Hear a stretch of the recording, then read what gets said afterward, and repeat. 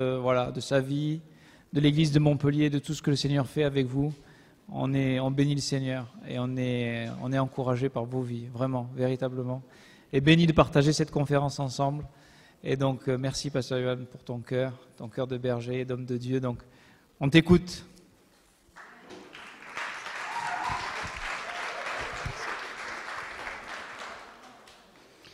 Merci beaucoup, Pasteur Jean. Je pourrais en dire plus te concernant, mais le temps viendra. Non, parce qu'il ne fait pas l'intro ce soir. Mais ça viendra. Il reste encore demain. Et on est jeudi? Ah, ok. Donc il reste 2 jours encore de conférence.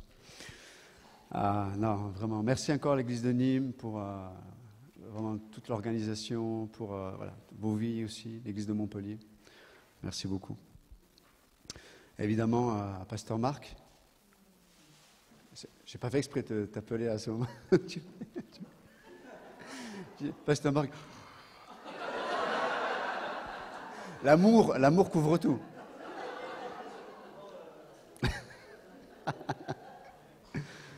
Et une chose qui est chaque fois que j'écoute Pasteur Marc,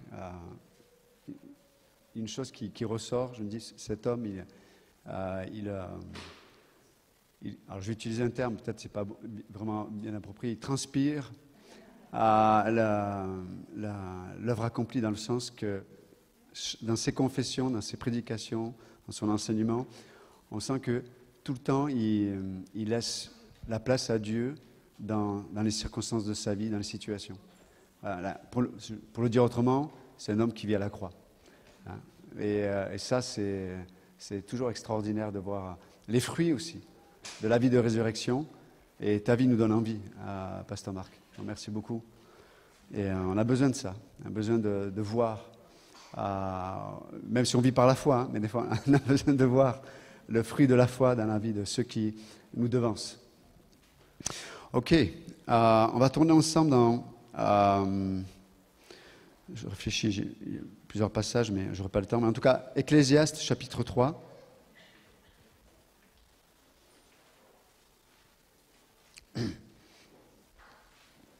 Ecclésiaste, chapitre 3. Donc, nous sommes dans cette conférence sur le sujet du cœur. Et, à l'occurrence, pour cette session, c'est le lien qu'il y a entre le cœur et la sagesse. Et pour cela, je voudrais que nous puissions lire juste peut-être les 2 premiers versets d'Ecclésiaste 3. Il y a une saison pour tout, et il y a un temps pour toute affaire sous les cieux. Il y a un temps de naître et un temps de mourir, un temps de planter, un temps d'arracher ce qui est planté. Puis après, il continue, on ne va pas tout lire, mais... Et le sujet me faisait penser aux saisons de nos vies. Le rapport entre le cœur, c'est mystérieux quand même, le cœur. On essayait de le définir autant de questions-réponses hier. J'entends certains d'entre vous discuter aux tables en essayant de donner une définition précise du cœur. Et on pourrait tous donner une définition, mais c'est quand même quelque chose qui est assez mystérieux. Et puis même nous, est-ce que nous connaissons vraiment ce qu'il y a dans notre cœur? Est-ce qu'il y a une jauge visible qui nous montrerait ce qu'il y a dans notre cœur? Est-ce qu'il y a assez d'amour? Est-ce qu'il y a assez de patience? Est-ce qu'il y a assez de pardon? Est-ce que dans notre cœur, on a des bonnes motivations? Et je pourrais donner beaucoup d'exemples, mais c'est difficile de savoir exactement, déjà de définir le cœur et de savoir ce qu'il y a dans nos propres cœurs. Alors l'Écriture nous dit à plusieurs reprises que Dieu a testé le peuple d'Israël notamment pour voir ce qu'il y avait dans son cœur. Et c'est vrai, les tests qui peuvent arriver, les épreuves qui peuvent arriver dans nos vies, peuvent révéler notre cœur, non pas pour nous dévaluer ou pour montrer ce qui ne va pas seulement, mais pour montrer ce qui ne va pas afin de trouver une solution à ce qui ne va pas. C'est le cœur de Dieu, non? Dieu n'est pas là en train de rechercher dans la salle ce soir en disant « Bon, qu'est-ce que je vais pouvoir dire ce soir sur tel ou tel pour lui montrer, pour lui donner une bonne leçon ?» Ce n'est pas le cœur de Dieu. Le cœur de Dieu, c'est « Je vais mettre la lumière dans certains domaines de ta vie Et la parole de Dieu, on est là pour se faire du bien, c'est vrai, mais si c'était que ça, on pourrait aller au Club Med se faire du bien. Bon, c'est plus cher, je l'avoue, mais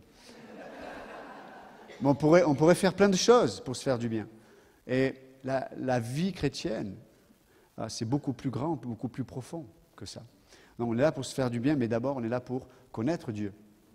Le plan de Dieu, c'est que nous soyons à l'image de son Fils Jésus-Christ. Donc tout ce que Dieu fait dans nos vies, au travers de circonstances, d'épreuves et de saisons, comme on a pu le lire dans Ecclésiaste 3, c'est en vue que nous devenions à l'image de Jésus-Christ. Alors quand on considère la vie de Jésus-Christ, son chemin était jalonné d'injustice, d'incompréhension, des fois de gloire, de reconnaissance, de rejet, de trahison, et on pourrait donner d'autres choses encore. Mais en tout cas, tout ce que Dieu permet dans nos vies, au travers des saisons, et c'est pour ça que je parle des saisons par rapport au cœur et à la sagesse, c'est que dans chaque saison, il y a une sagesse de Dieu pour vivre cette saison-là. Il n'y a pas des lois qui sont applicables en chaque saison. C'est pour ça qu'on ne peut pas juger la vie des frères et sœurs. On ne peut pas juger la vie des gens. Est-ce que je suis Dieu pour savoir dans quelle saison ils sont? Et même s'ils prennent des mauvaises décisions dans ces saisons-là, suis-je celui qui est mort pour eux, qui a son sang pour eux, pour les juger? Est-ce que j'ai versé mon propre sang? Est-ce que je suis mort pour me juger moi-même? Et combien d'entre nous, on est sans force, ça veut dire on est esclave de nos propres jugements? Peut-être combien d'entre nous, on est esclave, on est sans force, lorsque peut-être on fait un débriefing de nos vies et on se dit, mais voilà, tout ce que j'ai vécu, tout ce que peut-être j'ai échoué, tout ce que j'ai investi peut-être dans certains domaines, même dans l'Église, et peut-être, résultat aujourd'hui, mes poches sont vides, ou on peut le dire plus bibliquement, le filet est vide de poisson. Ok. Donc, la vie, en général, et surtout la vie chrétienne, c'est une succession de saisons. Des saisons où Dieu veut révéler nos cœurs pour, des fois, nous conforter, nous réconforter, nous rappeler à quel point il nous a sauvés de la folie, des ténèbres, des profondeurs de nos propres cœurs, comme le rappelait hier Pasteur Marc. Mais dans toutes ces choses, n'oublions jamais le pourquoi Dieu agit. C'est vrai que nous, on est coincés dans l'espace-temps. Hein, qui connaît l'éternité ici? On a reçu la vie éternelle, mais qui a expérimenté réellement la réalité de vivre en dehors de l'espace-temps, qui a goûté à la réalité de l'éternité? Personne d'entre nous. On sait qu'on a eu un passé, on sait qu'on est dans le présent, et demain, il y a un futur. On est coincé dans toutes ces choses. Et c'est intéressant de voir que nous, notre relation avec Dieu, elle est liée aux situations que nous affrontons. On passe d'une situation, d'une prise de décision, de rechercher la volonté de Dieu pour tel ou tel, est-ce que je dois fréquenter telle personne? Est-ce que je dois aller à tel endroit pour avoir tel boulot? Est-ce que je dois m'investir dans l'église, dans ceci ou cela? Est-ce que ou alors, pourquoi Seigneur? Pourquoi j'ai du mal à finir à la fin du mois? Pourquoi j'ai tel patron? Pourquoi j'ai tel mari? Pourquoi j'ai telle femme? Pourquoi j'ai ces enfants-là? Et voilà, la liste est longue. Mais Dieu, lui, alors que nous vivons toutes ces choses-là, et il veut nous rappeler, mon plan pour toi, ce n'est pas simplement de trouver une solution à ce que tu es en train de vivre. C'est que j'utilise cette situation pour t'amener au but que j'ai préparé d'avance. C'est que tu sois à l'image de mon Fils Jésus-Christ. Ce n'est pas pour rien que, si vous lisez 1 Jean 3,3, il dit, mais celui qui a cette espérance, et il parle du retour de Christ, mais juste avant, au verset 2, il dit, mais lorsqu'on le verra, on le saura semblable à lui. Et l'apôtre Jean dit, mais celui qui a cette espérance se purifie lui-même. Alors, ça veut dire que soi-même, il y a cette ce témoignage de l'Esprit en nous qui nous amène à la confession quand nous péchons, à la repentance quand il y a besoin de repentance, à l'amour, et ça on en a besoin à chaque instant, etc., etc.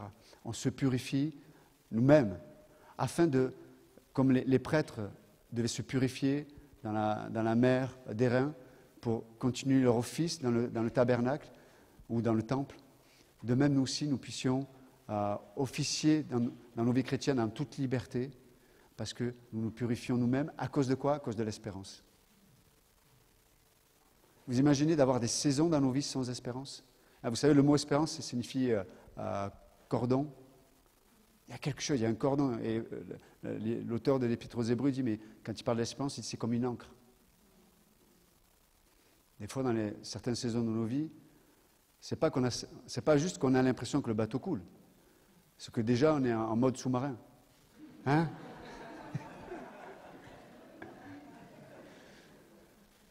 Il a coulé déjà depuis longtemps. Et on a besoin de cette encre, on a besoin de cette corde. Mais cette corde avec laquelle Dieu nous a liés. Et Dieu dit, mais tu veux reconnaître cette corde avec laquelle je t'ai lié? Regarde la réalité de la vie éternelle. Et ça nous donne une perspective sur nos vies qui est extraordinaire. Ce qui fait qu'on est dans une conférence, on est rassemblés, c'est vraiment chouette. Il y a des gens de Paris, de Genève, de Lausanne, de Belgique, de partout. Mais au-delà de ça, il y a quelque chose de plus grand. Je ne sais pas si on réalise ce qu'on entend depuis hier, c'est énorme, quoi. La profondeur de ce qu'on entend. Et Dieu dit, mais je veux me révéler pour que tu deviennes un peu plus comme moi. Et afin qu'on soit de moins en moins esclaves, sans force. Certains ici ont besoin de pardon. Se pardonner eux-mêmes, pardonner certaines personnes. Certains ont besoin de changer leur confession. On est dans un pays où il y a une atmosphère de négativité. Et vous vous faites du mal aux autres. Certains ont besoin d'une vision pour leur propre vie. Une vision qui vient de Dieu. Oswald Sanders disait, mais ceux qui œuvrent, ceux qui font des tâches, mais qui n'ont pas de vision, vont vivre ce qu'ils font comme une corvée. Combien d'entre nous, on ne vit pas dans le repos, on est fatigué, parce qu'on n'a pas de vision spirituelle. Dieu veut nous donner ça, cette vision-là. Le cœur et la sagesse, pour chaque saison. Juste écoutons ce que Dieu veut nous dire ce soir. C'est juste ça, la sagesse, elle est là. Écoute et tu vivras. Amen. Que Dieu vous bénisse. Pour le cas.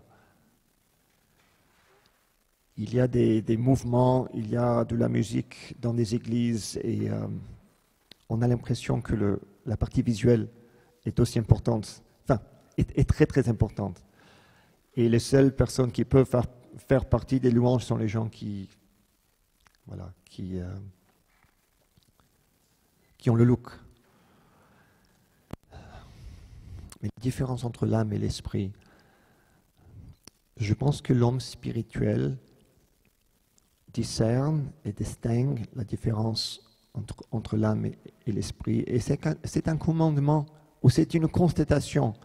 Dans 1 Corinthiens 2, l'avant-dernier verset, la Bible dit que l'homme spirituel juge toutes choses, n'est-ce pas? Il n'est jugé par personne, mais il juge toutes choses.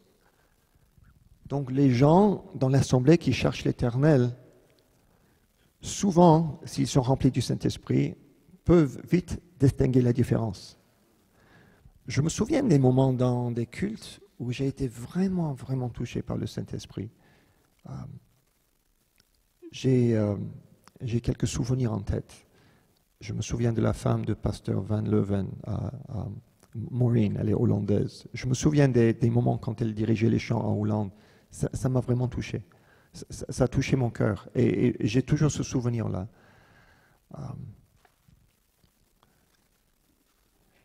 Il y a des fois, les gens arrivent du travail très fatigués, un peu au bout, contents d'être dans l'assemblée, mais peut-être juste fatigués physiquement.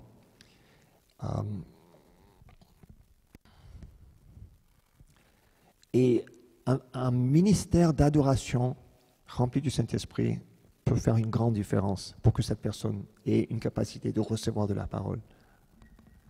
Mais c'est triste si ce ministère soit remplacé par ce qu'on appelle la puissance d'âme. Je pourrais facilement, quel est le mot, remuer la foule avec certains mots qui sont acceptés dans le christianisme. Je peux être très autoritaire quand je dirige les chants. Je sais, il y a certains mots qui excitent certaines personnes qui ont une certaine histoire, un arrière-plan chrétien. Et je pourrais créer de l'énergie, mais peut-être cette énergie-là n'est pas divine. Peut-être cette énergie est très humaine. Et si c'est le cas, c'est un piège. C'est la différence entre tout ce qui est spirituel et tout ce qui est de l'âme. Et c'est pour cela que je viens de lire ce verset dans Hébreux 4. C'est la parole de Dieu qui sépare l'âme de l'esprit. Un petit conseil, en tant que chantre moi-même, des fois à Baltimore, quand je dirige les chants, il y a une drôle de manifestation dans l'assemblée. Quelque chose que je fais, et je pense que ça aide bien à combattre ce genre de choses, c'est prononcer doucement la parole de Dieu. On ne peut pas se battre contre la parole de Dieu.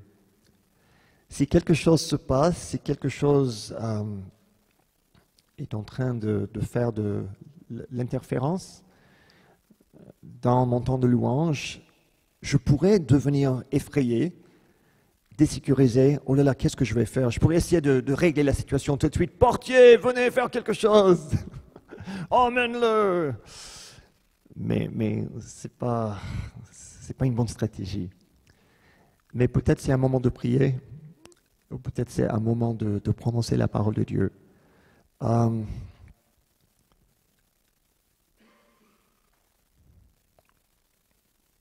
Que les choses soient faites toujours exactement de la même manière, c'est un piège aussi, n'est-ce pas? Je sais moi-même si je suis fatigué, et si je sais, quand on chante ce chant, ils vont faire ça, après ils vont faire ci, après ils vont faire ça, et probablement ils vont faire l'autre chant juste après, parce qu'à chaque fois ils font ces deux ensemble. Donc des fois, si on remarque que c'est le moment, et si on a le temps de le répéter, c'est bien peut-être de changer les choses un peu. Parce que je sais quand je suis un peu fatigué, je veux éviter automatic pilot, où je commence à planer parce que je sais exactement ce qui va venir. Des fois, c'est bien de changer les choses. Au lieu de commencer avec ce couplet, on va commencer avec ce refrain. Juste un petit truc, mais peut-être ça peut aider des fois. Ou on va rajouter quelque chose. En tant que chantre, c'est très important d'écouter le Saint-Esprit. Parce qu'il a un but. Dans 2 Corinthiens 9, 26, il y a un but.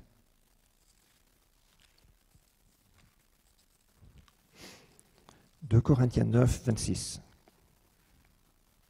Moi donc, je cours, mais non pas à l'aventure. Je donne des coups de poing, mais non pour battre l'air. » On devrait avoir un but, il devrait avoir un cible dans notre adoration. Le but, c'est, nous voulons conduire l'Assemblée à adorer Dieu avec nous. Si nous sommes remplis du Saint-Esprit, si nous avons rencontré Dieu en tant que chantre, en tant qu'équipe, ça fait en sorte que cette adoration soit très très facile pour l'Assemblée. Mais si je suis tout naturel dans mes louanges, bien que j'ai une grande capacité de chanter et de jouer, il y aura de l'énergie, mais c'est pas. On a peut-être raté le but. Le but, c'est pour que l'Assemblée adore Dieu avec nous. Et le grand but, au-delà de ce but, c'est que chacun ait une capacité pour la parole de Dieu à venir. C'est très important. On essaie d'éviter la subjectivité. Si le focus, l'accent est sur moi-même, peut-être je vais commencer à louer Dieu et je vais me perdre dans mes louanges. ça va devenir un truc de moi. Je vais tellement peut-être apprécier le moment de louer Dieu, mais j'oublie que je loue Dieu. N'est-ce pas? On le loue, on l'adore. Des fois, il faut être très, très, très silencieux, tranquille. Des fois, on ne dit pas grand-chose. Il y a d'autres moments, bien que j'ai peut-être, est-ce qu'on dit un caractère timide. Des fois, c'est le moment de louer Dieu de tout mon cœur. Je lève les mains, je crie ses louanges. Si je suis quelqu'un de très bavard, peut-être des fois c'est très bien d'être très tranquille. Des fois, Dieu parle à nos cœurs et au cœur des gens dans l'assemblée, dans le silence. Ésaïe 1, 11 à 15. Ésaïe 1, 11 à 15.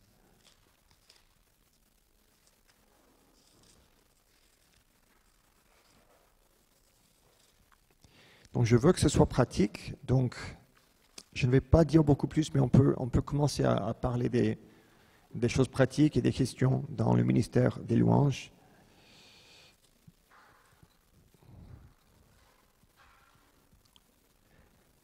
Okay. Qu'ai-je à faire de la multitude de vos sacrifices, dit l'Éternel. Je suis rassasié des holocaustes de bélier et de la graisse des veaux. Je ne prends pas plaisir au sang des taureaux, des agneaux et du bouc. Quand vous venez vous présenter devant moi, qui vous demande de fouler mes parvis? Cessez d'apporter de vaines offrandes. L'encens me fait horreur. Quant aux nouvelles lunes, au sabbat et aux assemblées, je ne puis voir le crime avec les solennités. Je hais vos nouvelles lunes et vos fêtes, elles me sont à charge. Je suis là. Est-ce que las? Je suis las de les supporter. Quand vous étendez vos mains, je détourne de vous mes yeux. Ça me fait peur, un peu, dans le bon sens, en tant que chantre. Ce serait affreux d'être en charge d'un culte de louange et l'Éternel a horreur de ça. Peut-être visiblement c'est beau et auditivement c'est beau, mais peut-être Dieu n'est pas touché.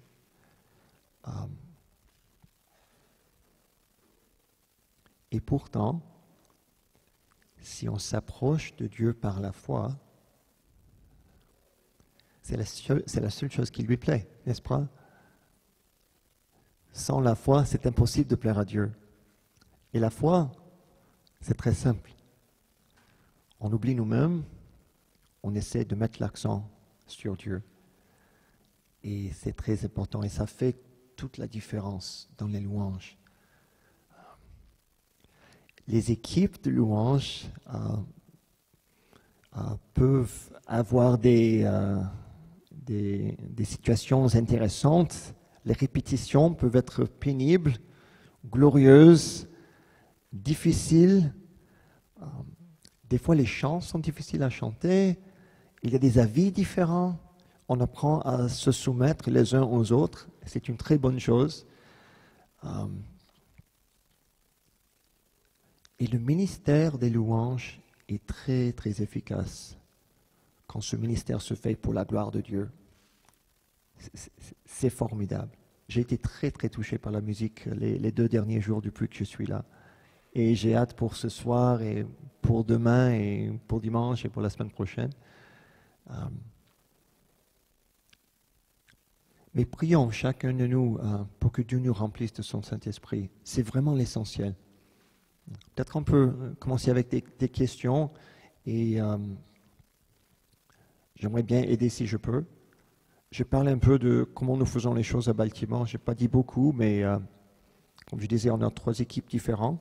On a fait ça parce qu'on a 4 cultes et il fallait restructurer pour que les gens qui jouaient beaucoup ne soient pas usés.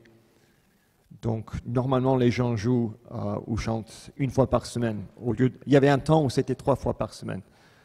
Et Voilà. Peut-être si je peux aider avec des choses, si je peux répondre aux questions, s'il y a quelqu'un qui a quelque chose à dire, ça serait chouette. Jacqueline? Oui. Praise.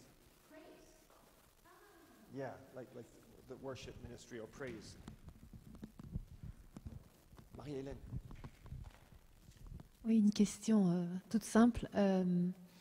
Qu'est-ce qui peut, en tant que, quand tu fais partie du ministère de la louange, quelle attitude ou qu'est-ce qui peut t'aider à aider le dirigeant de la louange, en tant que chanteur ou musicien, etc.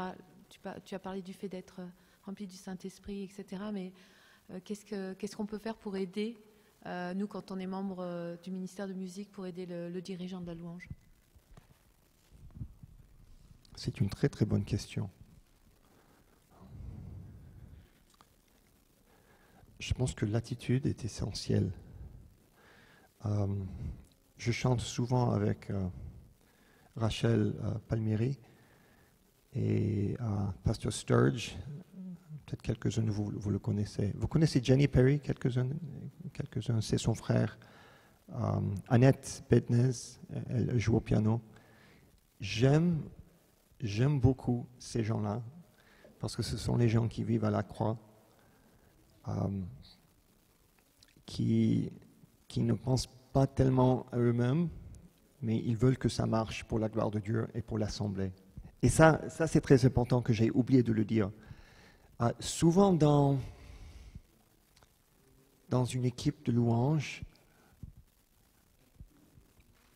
on veut que ce soit beau, n'est-ce pas? C'est important, la musique doit être belle. Mais je ne parle pas d'un chant spécial pour l'offrande, mais je parle des chants au début ou à la fin, quand on chante ensemble, en assemblée. C'est important que ce soit un chant qui marche pour l'assemblée, n'est-ce pas? C'est juste un petit détail, mais c'est très important que ce soit facile à chanter, pas tellement compliqué que les gens qui ne sont pas archi doués musicalement pensent que c'est impossible de faire partie de ce chant parce que je n'ai pas fait des hautes études en harmonie, musique, etc. Mais l'attitude est très très importante. La prière est très importante parce que je trouve que les musiciens, étant des gens qui... Tout d'abord, il faut avoir un certain don musical, n'est-ce pas? Et souvent, les musiciens sont des gens assez difficiles. Pourquoi? Souvent, la musique, tout ce qui est âme intérieure, ça va ensemble. C'est comme ça. Souvent, les gens qui sont très doués peuvent être facilement et très très vite attaqués. Donc, c'est très bien de prier les uns pour les autres et de prier pour le dirigeant. Et juste d'aider de façon pratique aussi, je pense que c'est très important. Est-ce qu'il y a autre chose?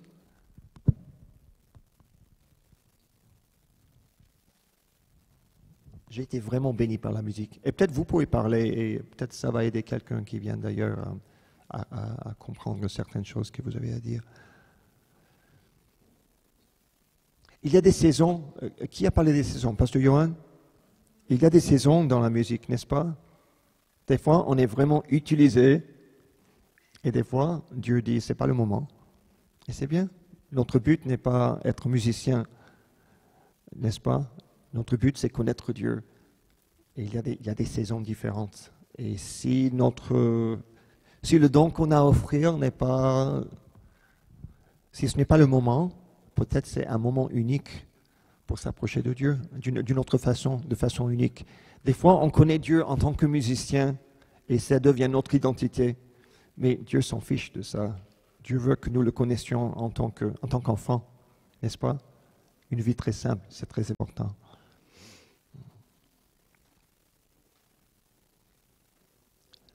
Je disais à Myriam tout à l'heure, quand on était au dortoir, au MAS, des fois, après avoir mangé le repas du midi, on essayait très discrètement de faire le geste. Et Marie-Louise, je pense qu'elle venait discrètement au piano, et le piano était dans la salle à côté. On était là. Elle commençait très, très haut, elle jouait... Voilà, Quand je pense au masque, je pense à ça. Marie-Louise et son piano. J'ai dit ça à mes enfants, ils ont ri, ils ont aimé l'histoire. Parce que ma fille joue au piano et des fois c'est très très fort, parce que c'est juste à côté de notre table dans la salle à manger. C'est rigolo. C'est glorieux de chanter les louanges de Dieu. C'est vraiment, vraiment formidable. Chaque équipe a son style, n'est-ce pas? Chaque église a sa culture. Ce n'est pas tellement important. Ce sont des détails, c'est accessoire. Mais c'est une bénédiction. Le corps de Christ est tellement varié, tellement différent. On est béni quand on visite une autre église. Je me sens comme ça. Quand je vais dans une autre église et je vois leur façon de faire, ça me bénit. Parce que chacun cherche Dieu et chacun trouve sa façon de s'exprimer devant Dieu. Et je trouve que c'est très beau, c'est une harmonie. C'est glorieux. Et des fois, je pense à quelqu'un qui loue Dieu de façon très très simple. On peut penser à un prisonnier chrétien en Iran. Je pense à une femme à Pakistan qui s'appelle Asia Bibi, qui a été un prisonnier pour sa foi. Je pense à cette dame. Quelles sont ses louanges? C'est peut-être très simple. Peut-être ce sont des cris de désespoir mélangés avec la foi. Des fois, on a l'impression que ça doit être d'une certaine façon. Mais peut-être des fois, c'est bien que ce soit très très simple, ou au moins que notre attitude soit très très simple. Parce que j'ai peur que des fois, nos louanges modernes, et je fais partie de ça aussi, parce que ce sont des chants qui, je pense que ces chants nous amènent vers Dieu. Mais il y a tellement de... Il y a beaucoup avec les louanges, n'est-ce pas? Il y a la partie électronique, il y a la sonorisation, il y a des micros, il y a la foule, il y a la répétition. Des fois, il y a tellement que si nous ne prenons pas le temps d'avoir une relation personnelle avec Dieu qui est plus importante que le reste, on peut se noyer dans le reste. Donc c'est très important que chaque chose soit mise à sa place. Je pense que c'est ce que j'essaie de dire. Et j'essaie de penser à nos frères et nos sœurs qui adorent Dieu de façon simple. Est-ce que l'adoration sophistiquée est plus importante? Est-ce qu'elle est plus belle aux oreilles de Dieu? Pas forcément. Mais cette adoration peut être glorieuse aux oreilles de Dieu si elle est faite de la bonne façon. C'est très important. Patrick? Non, merci, parce que je voudrais confirmer ce que tu dis, parce que pendant que tu parlais, j'ai réalisé que, avant d'avoir été saisi justement par le Seigneur, avant je faisais beaucoup de karaoké. J'aimais chanter, ça m'exprimait mes états d'âme. J'aime ce que tu dis, entre l'âme et l'esprit. Je ne connaissais pas la vie de l'esprit. Et quand je suis arrivé à Ushua en 2002, c'est cette puissance dans l'adoration que Dieu a utilisée pour toucher mon cœur dans ce chant « Je fléchis le genou ». Vraiment, c'est quelque chose qui est pour Dieu très précieux, pour que lui se manifeste aussi pour les autres. Et je peux dire juste un témoignage, la différence maintenant que je vois, parce que Dieu m'a redonné le chant, même en utilisant des chants du monde, dans les maisons de retraite, où les gens sont touchés, c'est la même puissance que Dieu, ça me surprend toujours, utilise pour toucher les cœurs, parce que c'est une question de lui, c'est jamais une question de moi. Et la différence, c'est quand j'étais dans l'autre système, je chantais beaucoup avec mes dons, mais c'était du charismatique, les autres regardaient à moi. Mais quand je suis avec Dieu, je suis toujours dans une relation d'intimité où je me sens faible, puissant, mais c'est lui, dans ma communion, après ça ne dépend pas des uns et des autres, qui fait ce qu'il doit faire par le Saint-Esprit. Et c'est ça que je voudrais te laisser, et je voudrais remercier, parce que c'est vrai que c'était Pasteur Johan qui était à la guitare, je ne pensais même pas y rester, ça me semble hier, mais l'être que je suis a été totalement transformé, c'est Je fléchis le genou qui a touché mon cœur, qui a performé. Et c'est ce que je voulais témoigner. Merci Patrick. Quand j'avais 14 ans, je me suis converti, je disais tout à l'heure, et je me souviens des chants. C'était très simple, il y avait un piano, et c'était une dame suédoise qui jouait au piano. Et j'ai appris des chants comme C'était l'année 80. Ah oui, parce qu'il vit. Je n'avais jamais de ma vie, jusqu'à ce jour-là, entendu ce genre de chant, ou des chants qui voulaient dire quelque chose. Toute ma vie, jusqu'à cette année-là, les chants, c'était toujours à propos de l'amour. C'est rigolo, n'est-ce pas? Dans le monde, les gens chantent constamment de l'amour, parce qu'ils ne savent pas ce que c'est, donc ils le veulent. N'est-ce pas? Vraiment, ils n'ont aucune idée de ce que c'est le vrai amour. Et quand j'ai entendu ces chants, je me souviens, je marchais à l'école, pour la première fois de ma vie, j'avais de l'espoir dans mon cœur. La première fois. Et ces chants sont restés avec moi. Je m'appelle la fille de pasteur Palmer. Quelques-uns de vous vous souvenez de lui. Elle avait chanté un chant au piano. Je pense que c'est la première fois que j'ai entendu quelqu'un chanter un chant pour Dieu en solo, pour une offrande. Et le chant, c'était un dialogue entre Jésus et le Père. Et c'était « Father, this is Jesus, your son ». Et il y avait un autre chant à propos de Jésus, notre guerrier spirituel. Ça m'affectait, c'était incroyable. J'avais de l'espoir dans ma vie. Et ces chants-là m'ont construit. Donc c'est très important pour la génération de maintenant et pour la génération de venir, que nous cultivons ce ministère de louange, mais que ce soit vraiment de l'esprit. C'est très, très, très important. J'ai dit à notre équipe récemment, les styles vont venir et les styles vont partir. Un jour, j'ai dit, les chants les plus beaux que nous faisons, on va rigoler du style, mais pas du message, n'est-ce pas? Les coiffures, ça change, n'est-ce pas? Si on regarde une image des années 80, on dirait beaucoup les femmes, on dirait des caniches, n'est-ce pas?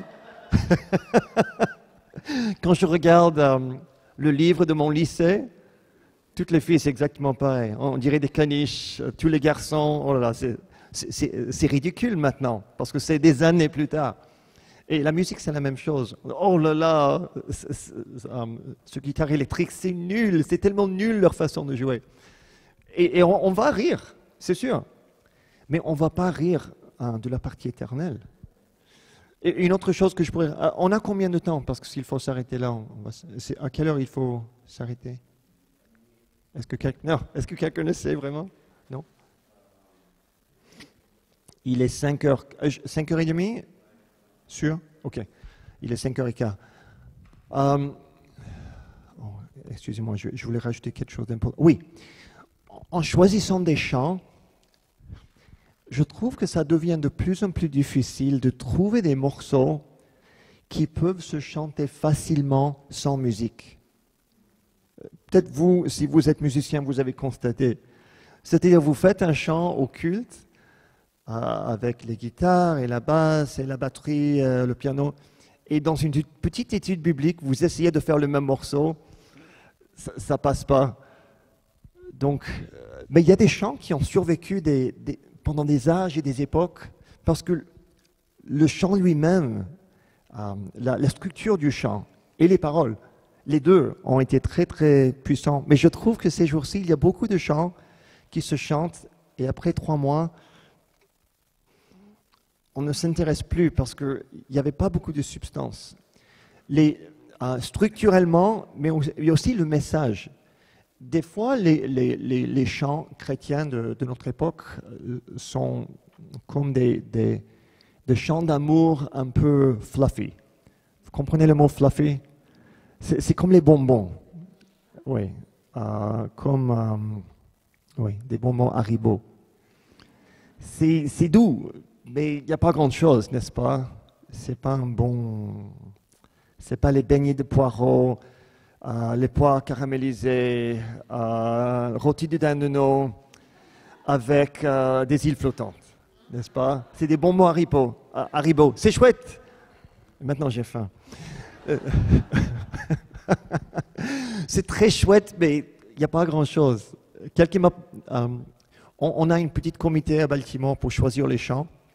Si quelqu'un a un chant à proposer, on le propose à celui qui dirige le ministère de musique. Après, c'est envoyé peut-être 8 ou 10 personnes et on vote sur les chants si on veut les garder ou pas. Des fois, on donne des commentaires. Et je me rappelle, il y avait un chant, j'ai dit, c'est chouette dans un sens, mais si tu enlèves la musique, ça va tomber. Il n'y a plus rien. Des fois, c'est juste Jesus, you're nice. Jesus, you're nice. You're really, really nice. Jesus, tu es sympa. Ce genre de chant, ça manque quelque chose, n'est-ce pas? Je me rappelle, il y avait un chant en anglais, ça m'a fait rire. Et le refrain, c'était You make me happy. You make me feel the way you do. You make me happy. I wanna make you happy too. Jésus, tu me rends heureux. Jésus, tu fais en sorte que je me sente aussi heureux que toi. Je veux être heureux. Il n'y a pas grand-chose. Il y a d'autres chants qui enseignent carrément la doctrine de la crucifixion, la résurrection, ce que c'est être croyant. Il y a d'autres chants qui sont très simples, qui disent beaucoup, qui enseignent quelque chose de solide. Il y a d'autres chants qui répètent la même chose, une idée un peu vague de Jésus. C'est bien parce qu'on peut trouver de la vérité dans le chant, mais ce n'est pas aussi riche que d'autres. Et c'est très important, n'est-ce pas, en choisissant des chants. C'est bien d'avoir une bonne variété, mais c'est très important d'avoir des chants qui ont de la substance. C'est très, très important.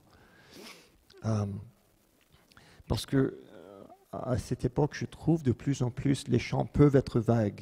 Mais en cherchant, on peut trouver les chants qui sont un peu gros. Martine?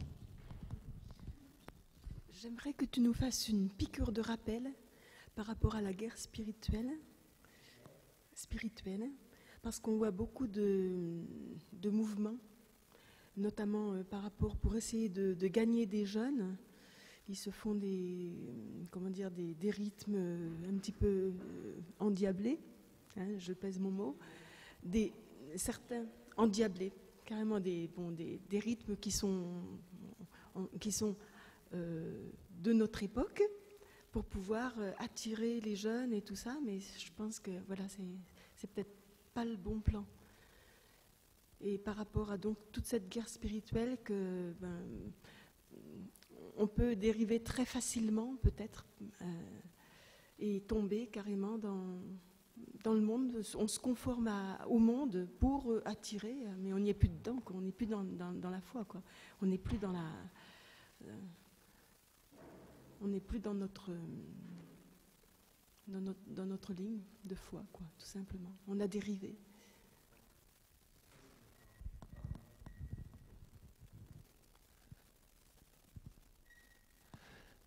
Nous savons que Satan se sert de la musique pour ses propres moyens, n'est-ce pas?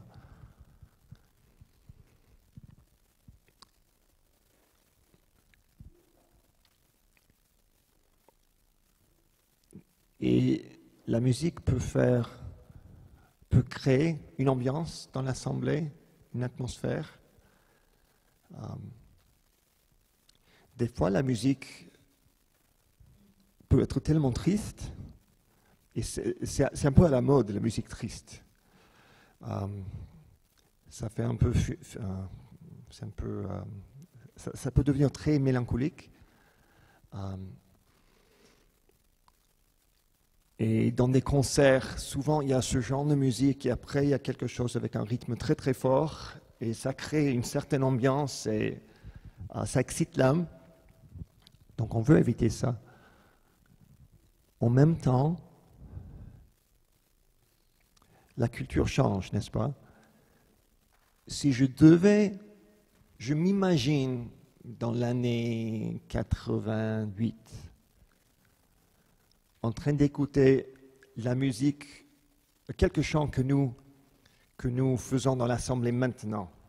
Qu'est-ce que j'aurais dit cette année-là?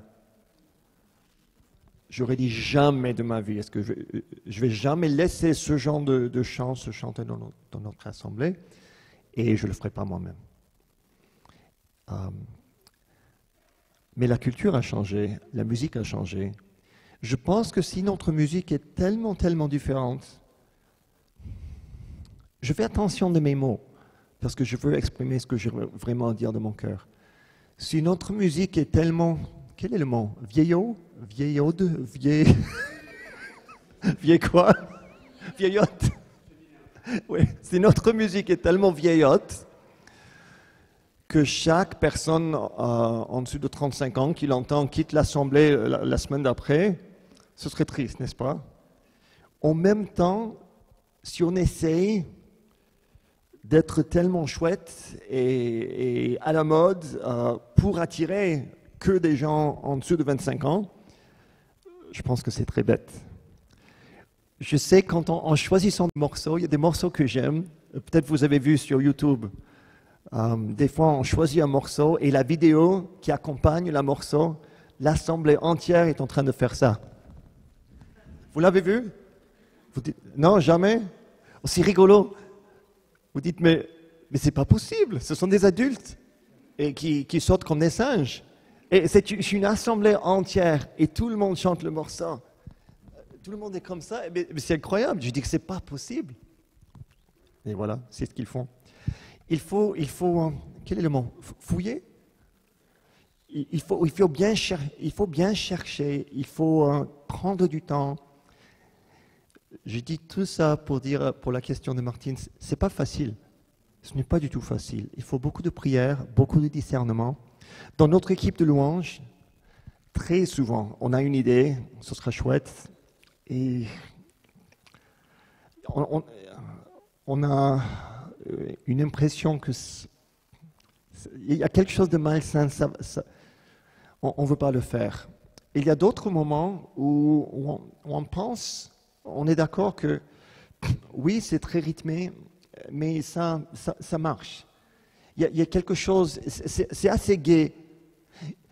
Des fois, un chant peut avoir un certain rythme, mais les accords sont plus uplifting, encourageant. et ça passe. Mais ce même rythme, avec des accords plus de dissonance mineure, ça crée une ambiance très, très malsaine dans l'assemblée. Je me rappelle, il y avait un chant...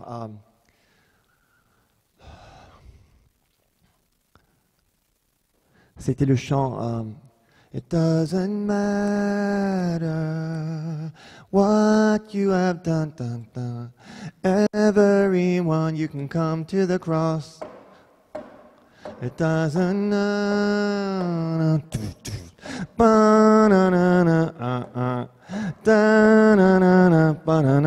Je ne me souviens pas des paroles parce qu'on ne l'a pas choisi, mais on l'avait proposé parce que quelqu'un voulait le faire, mais plusieurs membres de l'équipe ont dit les paroles sont très chouettes de ce chant, mais les accords avec ce rythme, ça crée une ambiance ça fait très monde, c'est une tension qui n'est pas très commode pour un culte. Donc on a décidé entre nous, on ne va pas le faire. Il y a d'autres moments où on décide de ne pas faire un chant. Peut-être 2 ans plus tard, on trouve que ça n'a pas le même effet et on le fait de tous nos cœurs. Mais je pense qu'il faut beaucoup de prière, il faut beaucoup d'humilité en se soumettant les uns aux autres, en priant. Et des fois, on essaye quelque chose et on dit, ça n'a pas très bien marché. On n'a pas trop aimé l'effet de ce chant. Donc, le chant se repose pendant un temps. Et peut-être ça ne va jamais ressusciter. Mais peut-être un jour. Mais il y a une guerre spirituelle, on ne peut pas oublier ça. C'est pour ça que c'est Et je ne veux pas être légaliste en disant ce que je dis maintenant, mais c'est pour ça que... Est-ce que je peux regarder n'importe quoi à la télé le samedi soir et diriger les chants ou faire partie de l'équipe de louange le dimanche matin avec une conscience pure et un esprit bien ouvert à Dieu? Difficilement, très difficilement.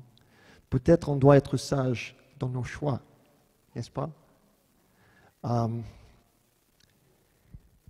Si je suis en train de convoiter et juger, et je suis négatif et très naturel, et j'aime bien la médisance et la calomnie, et je suis là en train de jouer Dieu, et peut-être personne ne le sait, à part la personne avec laquelle j'ai partagé la calomnie et la médisance, mais le reste, personne ne le sait, mais Dieu le sait. Et la Bible dit dans le psaume 66, si je regarde l'iniquité de mon cœur, il ne va pas entendre ma prière. Donc ce serait affreux si je fais partie de l'équipe d'adoration et il y a autre chose. Ou je veux juste que quelqu'un me regarde, ou je m'ennuie. J'aime la musique, je m'ennuie et je veux faire quelque chose dans l'église. Ce serait peut-être mieux que je prenne du temps juste dans l'audience et je ne chante pas pendant un temps. Il y a des saisons. On ne peut pas être introspectif non plus en disant « Oh là là, je ne me sens pas spirituel aujourd'hui, je ne vais pas jouer ». Il y a une guerre spirituelle et Satan ne veut pas que ces équipes de louanges louent Dieu de tout leur cœur, n'est-ce pas? C'est très important de ne pas être découragé. Mais je veux dire, il faut quand même avoir une crainte de Dieu et de ne pas oublier qu'il y a des démons. Il y a des gens dans l'assemblée qui viennent très assoiffés et il faut absolument que l'équipe d'adoration ait une attitude accueillante. Notre visage, n'est-ce pas? On n'a pas besoin d'avoir un sourire en plastique, mais en même temps, c'est très important d'être accueillant dans notre ministère de louange. Vous connaissez, combien de vous avez été dans un avion dans votre vie? En traversant la classe business ou première classe, vous avez vu des fois la tête des gens qui sont là, parce qu'eux, normalement, ils vont s'asseoir en premier, n'est-ce pas? Quelle est leur tête? C'est un peu, en anglais, on dirait le mot smug.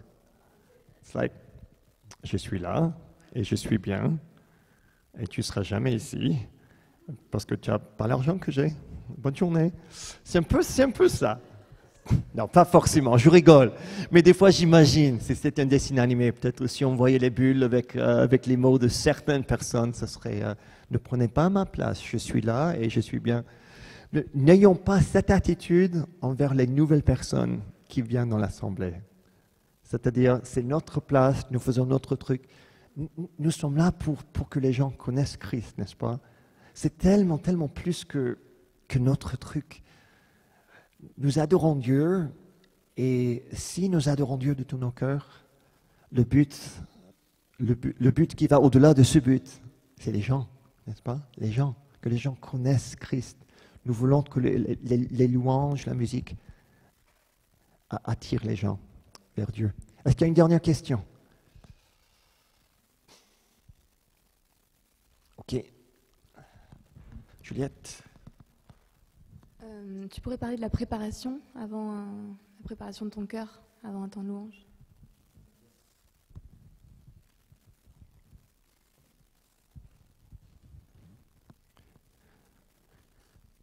C'est très important de prier ensemble, je pense, et de ne pas prendre au léger cette prière. Des fois, j'aime demander à quelqu'un. Des fois, il y a des gens dans l'audience qui sont là pendant la répétition avant le culte. J'aime demander à quelqu'un de l'audience qui aime Dieu de venir faire la prière pour nous, de nous couvrir. Des fois, je le fais moi-même ou des fois un membre de l'équipe. C'est très important. J'aime, selon ta question, Juliette, j'aime méditer toutes les paroles des chants qu'on va chanter chez moi. La veille ou le matin même, et si possible, ou bien dans la semaine. Et si je ne peux pas faire ça, au moins, quand je chante, j'essaie vraiment de tirer le sens des mots. Parce qu'en tant que musicien, on peut planer. Et ça m'est arrivé déjà de me réveiller spirituellement pendant un chant, un peu comme Jacob, cette soirée-là, quand il dormait avec la pierre qui était son oreiller, il a dit mince, Dieu était ici dans ce Dieu. Et des fois, ça m'arrive pendant un chant. Pas tellement quand je conduis, parce que là, il faut vraiment se concentrer, mais des fois, quand j'étais ténor avec l'équipe d'adoration, je réalisais à plusieurs reprises, je suis en train de chanter, mais je ne suis pas vraiment dans le chant. Et ça, c'est dangereux. On ne veut pas avoir cette attitude-là. Des fois, quand mes enfants étaient très petits et j'étais fatigué, ils voulaient que je joue avec eux, avec leur Playmobil ou des Legos, ce genre. Et des fois, je jouais un peu comme ça. Peut-être vous ne pouvez pas voir, mais j'étais là, assis par terre, il y avait le château fort, et moi j'avais mon petit personnage. Et mes enfants qui me font une tête comme ça. Papa, pourquoi tu joues pas? Je dis, mais je joue. Tu joues pas. Mais je joue. Non, non. I want you to be him. I want you to be him. C'est-à-dire, ils veulent que je mette tout mon effort en étant le petit personnage et voilà, qu'il fasse un spectacle et voilà, qu'il attaque les ennemis. Donc, on peut s'engager sans s'engager, n'est-ce pas? Ou sinon, on peut être pleinement dans l'adoration. Et ça, c'est formidable. Ce n'est pas un spectacle, ce n'est pas une chose à faire, mais c'est une attitude de cœur. OK? Peut-être qu'on peut terminer en prière. Okay. Seigneur Jésus-Christ, on te remercie pour ce qu'on entend. C'est vrai que alors on est reconnaissant aussi parce que ce ministère, on sait que tu l'utilises aussi, tu nous utilises. C'est la croix aussi dans nos vies, et ça prépare aussi tellement les cœurs donc, et les nôtres en premier, Jésus. Donc, merci de bénir chaque personne ici qui est engagée dans ce beau ministère de la louange, Seigneur, et aussi à Baltimore aussi. Que tu conduises les dirigeants aussi à suivre ton cœur, à suivre les mouvements de ton cœur dans les choix, dans les dimanches, les semaines aussi. Et merci, Seigneur, d'accompagner ce beau ministère aussi, Jésus-Christ. Merci de bénir le reste de cette soirée en ton précieux nom, Jésus. Amen. Merci.